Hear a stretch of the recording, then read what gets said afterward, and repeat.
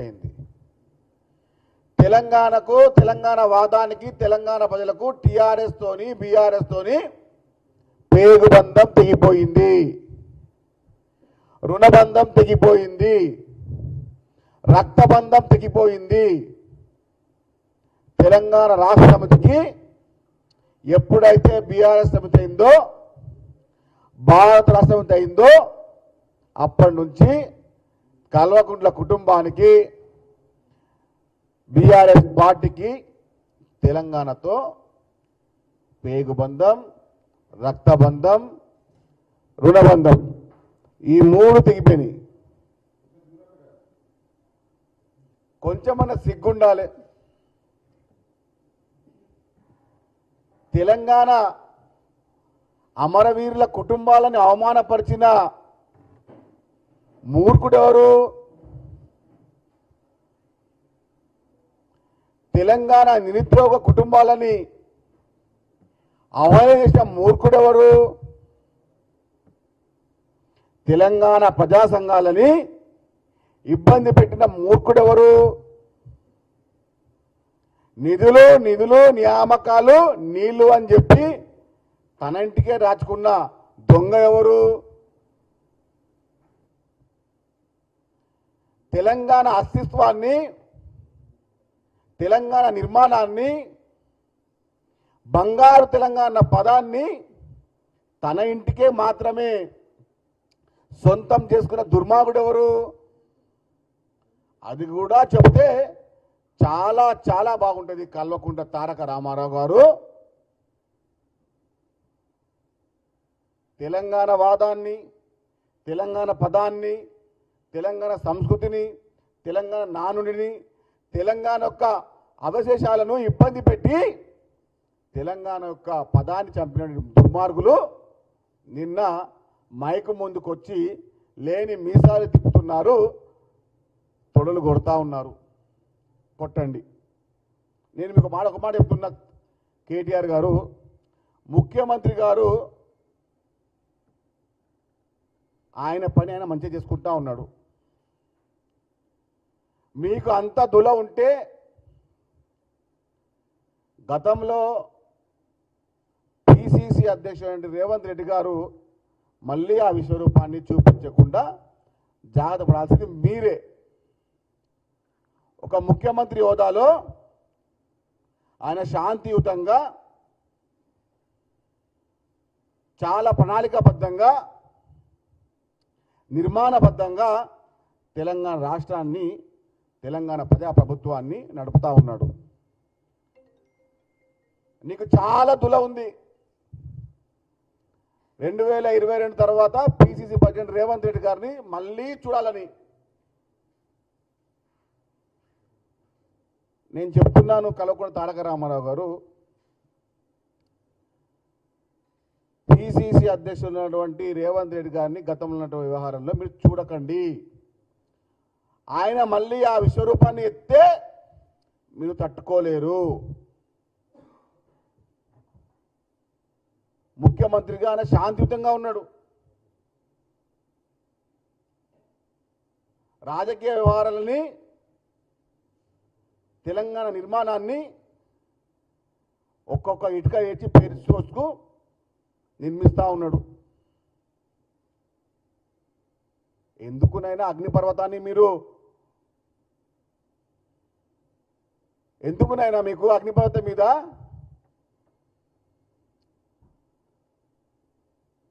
ఆయన హాయిగా ఉన్నాడు, శాంతిగా ఉన్నాడు, ఉండనివ్వండి.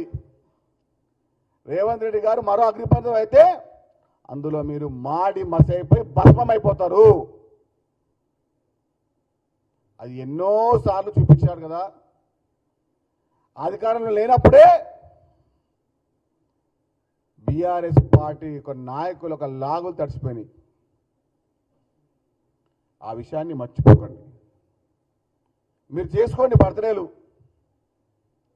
మేము కూడా చెప్పాము, ముఖ్యమంత్రి గారు చెప్పారు, జగన్ చెప్పారు కేసీఆర్ గారికి. అది మా ఉందతనం. కానీ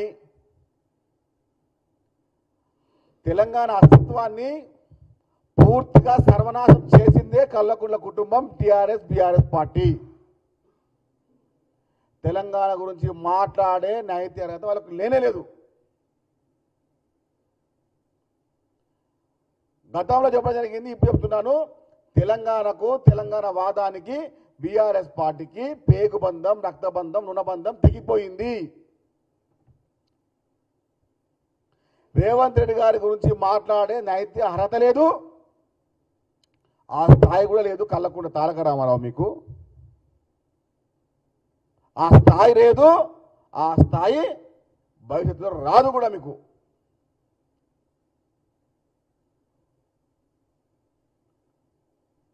తెలంగాణ ప్రజా సంఘాలని, తెలంగాణ అమూల కుటుంబాలని రోడ్డు కీర్చి అవమానపరిచినటువంటి కల్లకుంట్ల కుటుంబం నిన్న నవరసాలు పండించి నటించి మాట్లాడుతూ ఉన్నారు.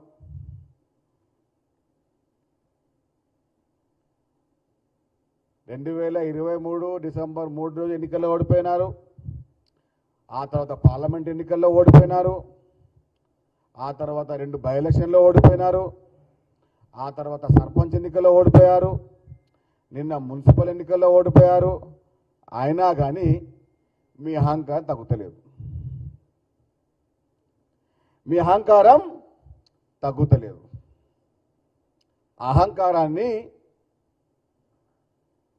మీలాంటి దుర్మార్గ వ్యవస్థని 100 లోతుల్ల గోతుల్లోకి రేవంత్ రెడ్డి గారు బొంద పెట్టబోతున్నారు. భవిష్యత్తులో మిమ్మల్ని 100 లోతుల్లో గోతుల్లోకి పొందబెట్టి బీఆర్ఎస్ పార్టీ యొక్క వ్యవస్థ కానీ, వారు చేసిన అరాచకాలు కానీ తెలంగాణ రాష్ట్రంలో ఏ మూలలో లేకుండా మేము నిర్మిస్తూ ఉన్నాం. కాబట్టి మీరు మాట్లాడే ముందు, మీరు చెప్పే ముందు కొంచెం మీ మాటని అదుపులో పొదుపులో పెట్టుకోండి.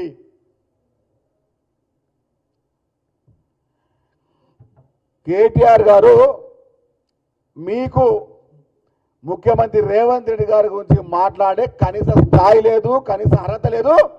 ఆ స్థాయి భవిష్యత్తు కూడా రాదు. అగ్ని పర్వతాన్ని చల్లగా ఉండనివ్వండి, నిశ్శబ్దంగా ఉండనివ్వండి. అతిగా మాట్లాడి, శుతిగా మాట్లాడి, మతిలేని మాటలు మాట్లాడి, గతిలేని మాటలు మాట్లాడితే ఆ అగ్నిపర్వతం యొక్క వేడికి భస్మం కాక తప్పదు. ధన్యవాదాలు.